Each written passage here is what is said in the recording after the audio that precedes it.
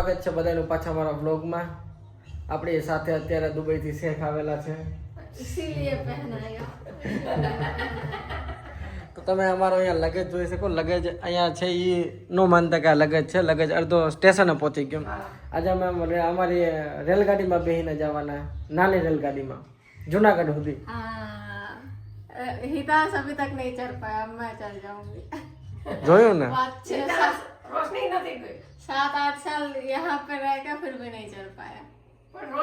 But तुम 6 महीने बाद मैं चढ़ ली ऐसा. હાલો તો વાંધો નહીં.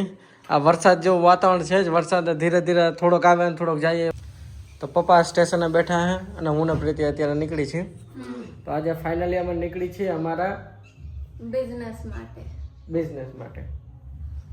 હાલો તો નાસ્તો કરી લ્યો. हम सबको बेस्ट विशेस दे दीजिए, हमें बेस्ट विशेस दे दीजिए कि कामयाब हो पाए. તો હું ને પ્રીતિ આવી ગયા અમારા નાના એવા રેલવે સ્ટેશન ઉપર. કેવું લાગે તમને આ રેલવે સ્ટેશન? ફર્સ્ટ ઇમ્પ્રેશન કેવી લાગે? हॉरर मूवी में जो पुराना बंद हुआ स्टेशन रहता ना, इस टाइप का. Horror movie. આ અમારું રેલવે સ્ટેશન એકદમ હોરર જેવું લાગે હે. તમે કોમેન્ટ કરો તમને કેવું લાગે હે.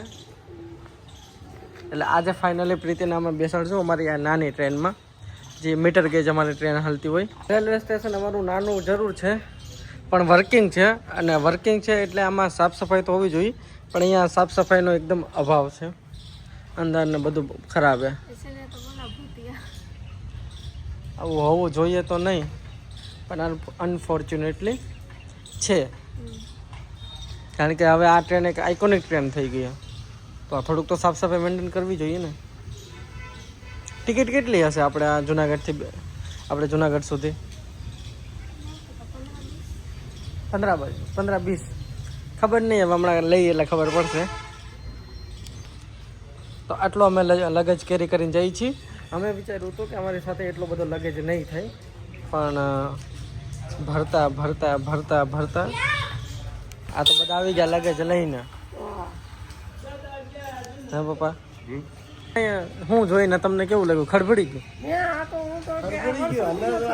પેલા અમે વેરાવળ ડાયરેક્ટ જતા ને તો એ તો કઈ ચોખ્ખું હતું. આવું તો કઈ હતું અને ઓલી ઓફિસમાં ટિકિટ બારી હતી, આ બધું ફરી ગયું.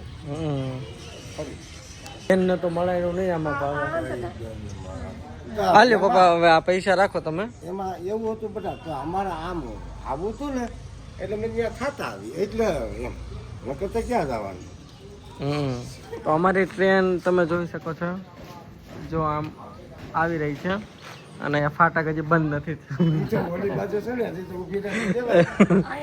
અહીંયા બધું શાંતિ વાળું હોય, અહીંયા ઉતાવળ ન હોય. હું એ આમાં તો ધુઓ ઉડે ને. આ ધુમાવું છે, એ આમાં ધુમાવું છે. હા, ઇલેક્ટ્રિક તો નથી. આ ઓલી તો નથી કે આમાં તો આ તો માણસને કારા કરી દે ડીઝલ વાળી હોય. તો અમે તમને અમારા વ્લોગના માધ્યમથી કહી દઈએ કે અમે ટિકિટ લેવા જાય ને ટિકિટની અમને ના પડી કે અંદરથી તમને મળશે. બસ મજા સમજ કોલસા એટલે કોલસાની ગાડી. હા, કોલસા નાખ્યા કરે.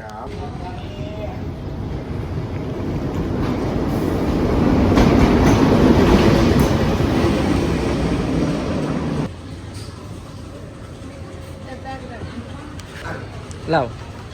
ના હા પણ હાલો હાલો. આમાં ધ્યાન રાખવું સાંભળ.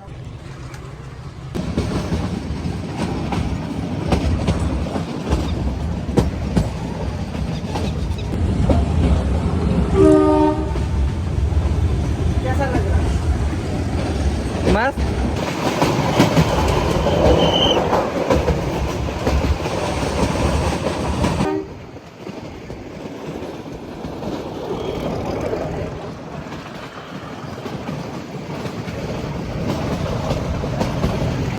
અને આ અમે જુનાગઢ જંકશને આવી ગયા. કેવો એક્સપિરિયન્સ જો તમારો? बहुत ही मस्त. बैठा ही नहीं सीट पे, पूरा भीड़ પ્રીતિ लगा બેઠે જ નથી. પ્રીતિ અહીંયા પ્રીતિ અહીંયા જ ઊભી રહી છે, અને પ્રીતિને બહુ ગમ્યું. અને વરસાદી માહોલ હતો ને એટલે બહુ ખૂબસૂરત હતો. हवा और सीनरी भी मस्त. આવી જા બચ્ચો, આવી જા, આવી જા. खाना दो तो आऊंगा. તો અહીંયા તમે જોઈ લો કઈ રીતે નાના નાના બાળકો આવી ગયા છે. ધીરે ધીરે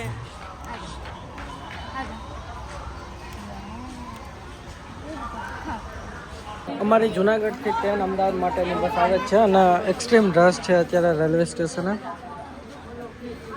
શું છે કાંઈ છે એટલું બધું રશ? આ પહેલી વાર આપણે એટલું બધું રશ જુનાગઢે જોઈએ, બાકી નોર્મલી એટલું બધું રશ નથી હોતું. તો અત્યારે અમે સુરેન્દ્રનગર ક્રોસ કરીને પહોંચવા આવ્યા છે વિરમગામ. હું ને પ્રીતિ તો સૂઈ ગયા હતા, અત્યારે જસ્ટ ઉઠ્યા હે, કારણ કે કાલે આખી રાત અમે પેકિંગ કર્યું અને અહીંયા જોઈ તો બહુ બધું લાગે છે કે વરસાદ છે અહીંયા આગળ તો ખેતરમાં પાણી પણ ભરેલું હતું અને અહીંયા પ્રીતિ બેઠી છે. હેલો. તો અને અમારી અમદાવાદથી 12:30 વાગે ટ્રેન છે આહવડા માટે, એટલે કે કોલકાતા માટે એઝ યુઝ્યુઅલ.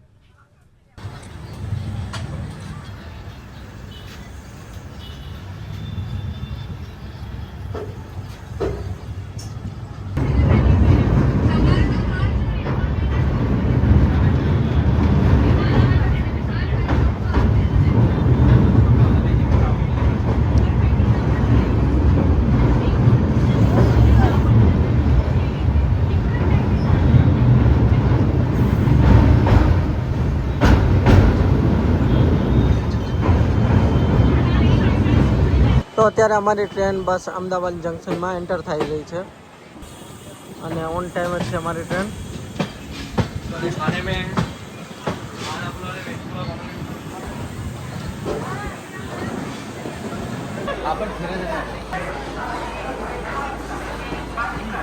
कितना रस है?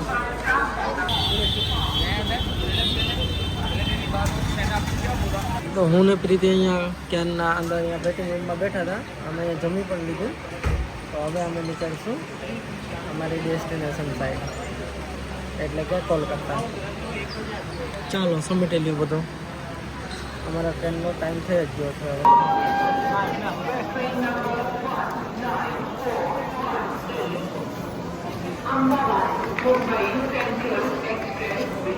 टाटा बाय बाय, संभाल के जाना. અને હું અહીંયા રોકાઈ જાઉં. ચાલો ચાલો. અને આ રહી અમારી ટ્રેન 8 નંબર ઉપર પ્લેટફોર્મ પર 12:30 વાગ્યા. ડન. 8 નંબર. તો અમે 8 નંબર પ્લેટફોર્મ ઉપર આવી ગયા અને અમારી ટ્રેન પણ આવે જ છે. છેલ્લે આપણે ક્યારે ગયા હતા અહીંથી RSCમાં સ્લીપરમાં? શું હતું? જૂન એક્ઝામ હતી. જૂન હતી ને. અત્યારે પાછા ઓગસ્ટમાં અમે જૂન હતી ને આજે પાછા અમે જઈએ છીએ. પણ આજે અમારી એસીમાં ટિકિટ છે વિથ ફૂલ બર્થ. કોઈ RSCનો કોઈ ઝંઝટ નથી આ વખતે. આ વખતે અમે પૂરા પ્રિપેર્ડ હતા.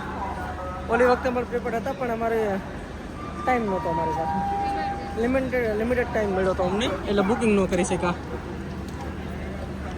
અને 8 નંબર ઉપર અમારી ટ્રેન આવે છે ને 8 નંબર ઉપર તમે જોઈ શકો છો એઝ યુઝ્યુઅલ કન્સ્ટ્રક્શન ચાલુ છે.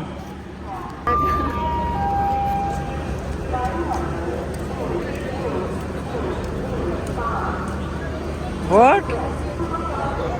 बहुत ही दिक्कत हो रहा है खाने में. बिस्किट पसंद नहीं.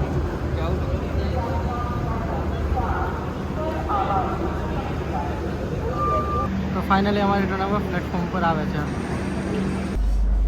તો અમે અમારી સીટ ઉપર આવી ગયા. અમારી એક સીટ છે મિડલમાં અને એક છે અપર. તો અહીંયા મેં અને પ્રીતિ અમારું પૂરું બેડિંગ કરી લીધું છે અને હવે ફાઇનલી સુઈ જવાનું છે. શું? સુઈ સુઈ જવાનું છે. જવાનું. સુઈ જવાનું છે.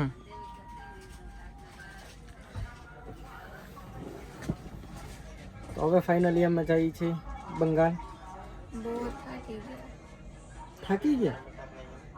તો હવે ફાઇનલી અમારી જર્ની અહીંથી હવે ચાલુ થઈ છે. અને હવે અત્યાર સુધી ગયા તો અમે એક્ઝામ માટે ગયા કે પછી એમને ઘરે ગયા, પણ હવે અમે કંઈક મિશન લઈને નીકળ્યા છીએ. અમારા જે ગુજરાતથી અમે જે પાર્સલ લીધા છે, જે અમે બિઝનેસ કરશું, એ તો અત્યારે રસ્તામાં હશે, ખબર નહીં, પણ અમે એના પહેલાં અમે પહોંચી જઈશું. That is for sure. અને જર્ની હવે કમ્ફર્ટેબલ રહેશે કારણ કે આ છે જે અપર સીટ હોય ને એ તો બહુ કમ્ફર્ટેબલ રહે, કાંઈ માથાકૂટ વગરનું હોય આ વસ્તુ, એટલે હવે કંઈ વાંધો નહીં આવે ને. આની પહેલાં તમને RACમાં ટ્રાવેલ કરાવ્યું હતું, કેવી હાલત થઈ ગઈ હતી.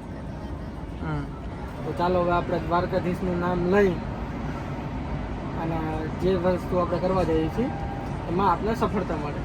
ઓકે, તો બોલો દ્વારકાધીશની જય. બસ તો આજના બ્લોગમાં બસ એટલું જ.